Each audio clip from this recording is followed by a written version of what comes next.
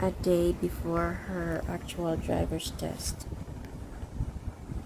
she decided to do a practice run with her parallel parking. Si mama ang kakatuna ni niya unsaon pag-drive, natay mga simple technique for her parallel parking.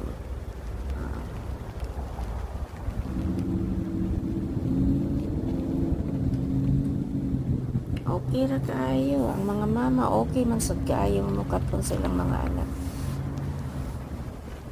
Wala pa tayo syagit-syagit ani, simple ra. Okay, good job Inday, perfect.